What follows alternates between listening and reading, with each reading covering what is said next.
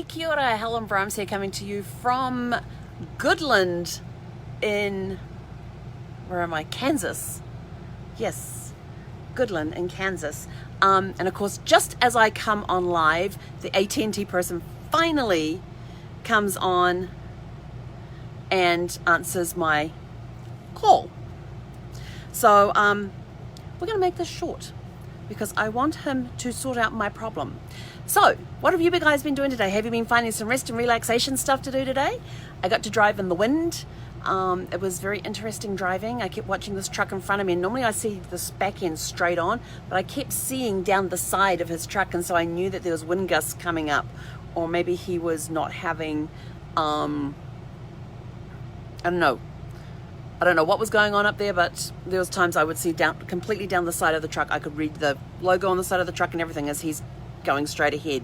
So I would prepare myself for the wind gusts.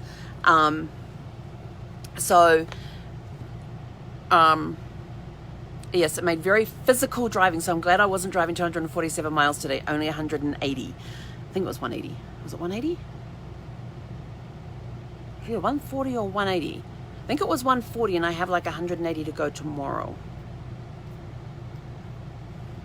So,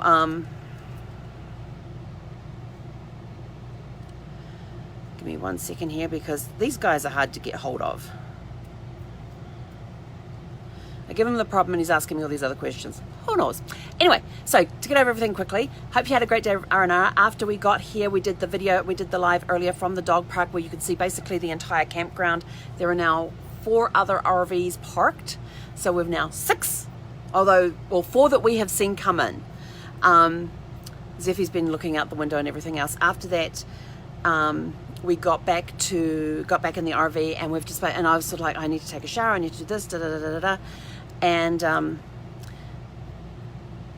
and I just sort of like, I'm just going to put my feet up and read for a bit. So I did. And for some reason, my phone seems to think it's still on Central Time, even though I am now in Mountain Time. I am several miles into Mountain Time, and I have I have restarted the phone, everything like that, and still it's showing Central Time. At least the alarms go off at the right time. But my laptop quite happily switched to Mountain Time. Go figure. I'm like, oh no, hang on, my laptop is still in Pacific Time. I have purposely left it that way. My phone is supposed to be in whatever time zone I am in. Yes, so it's going to be interesting. So tomorrow we're going to be driving, so my phone still thinks it's in Central, even though I've done map locations, everything else, anything I can think of to, oh, hello, little one. Oh, the shade's in your way, huh? You can sit on that side. Hey, you can come sit on this side. Oh, and I think I figured out what happened with her little orange rag too that I was looking for, that I falsely accused her of hiding from me. When I was cleaning up that really crumbly chew stick she had the other day, I think I may have accidentally thrown it out. It was covered in the chew stick stuff, and it was all sticking to the fabric, and there was just no way to get it off. So I think I may have thrown it out. But it's okay. We've got other stuff in there. It's working. It's fine. If we happen to come across it, we come across it. If we don't, it's no big deal. Let's see, what else do we do today? So yeah, it's been a pretty quiet day. We've just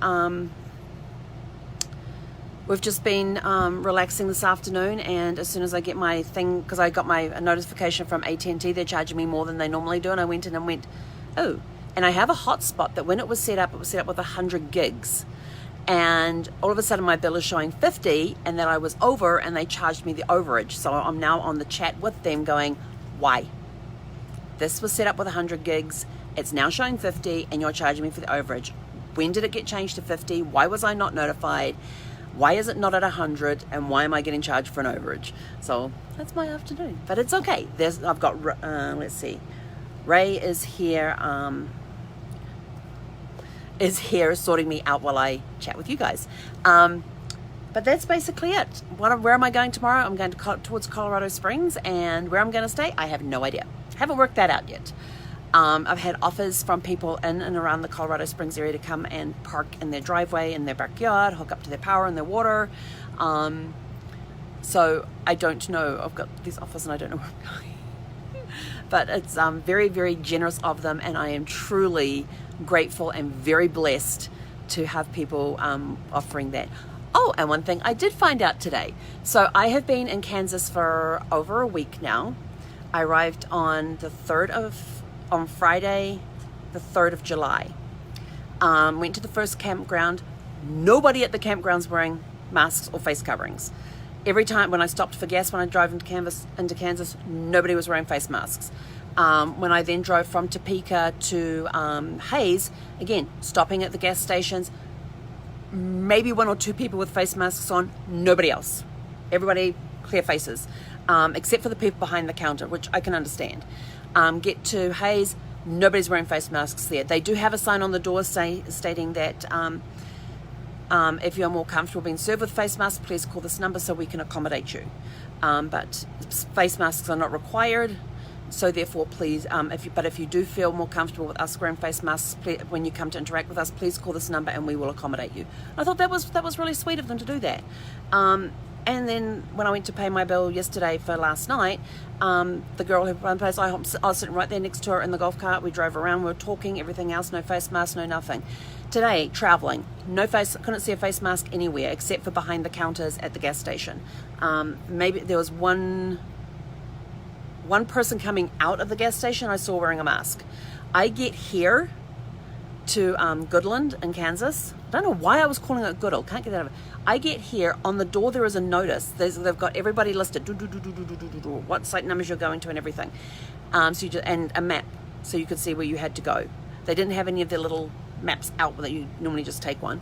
Most of the other ones I've gone to where they've done it, they've had a map there with your name on it, with driving it with an arrow on how to drive to your campsite. From where, this is where you are and this is where you go and here's your campsite.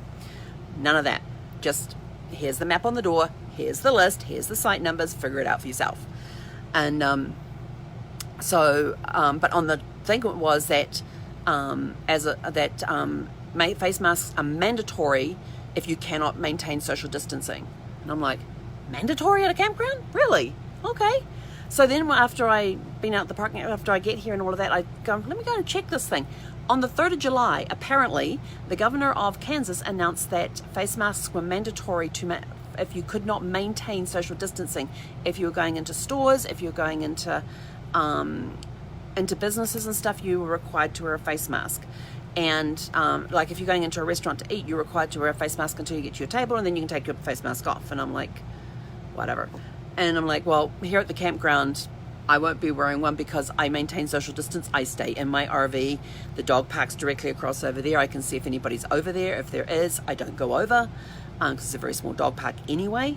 Although it'd be good for Ziffy to get to be socialized and all that. So I'm a little confused about how I've been in Kansas for just over a week and nobody has mentioned anything until today.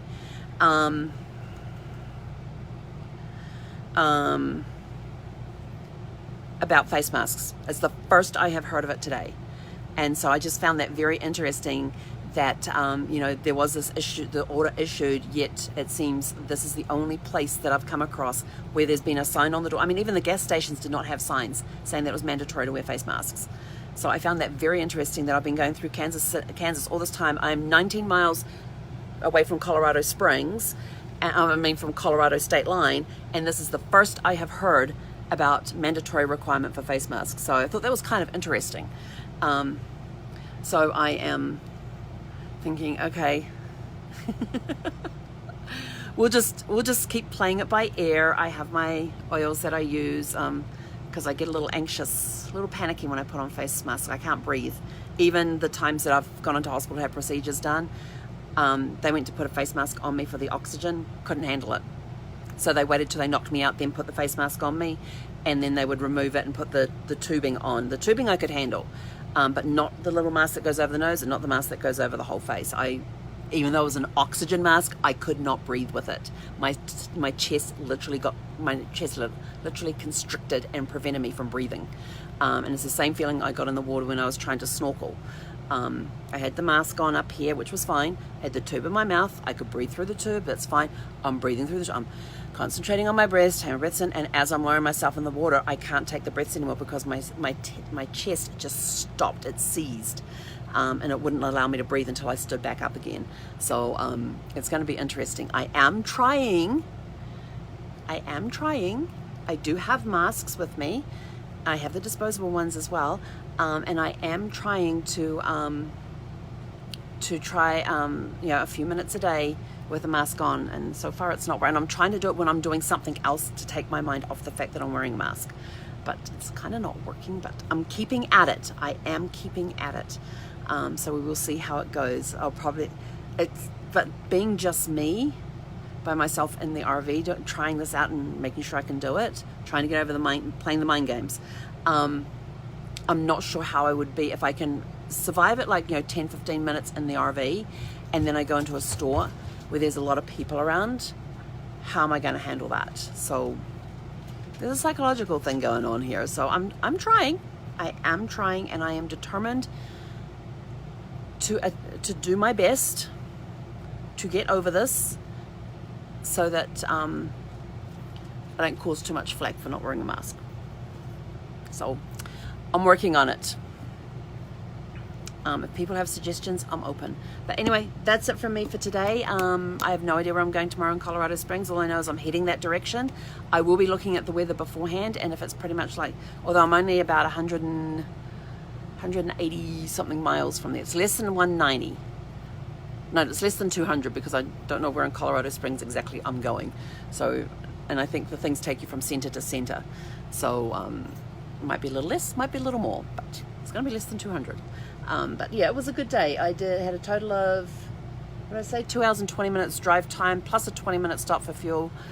So for 140 miles today in the winds that we had, that was not bad. I thought it was pretty good, and most of the time I was doing 63. I did get stuck behind the truck.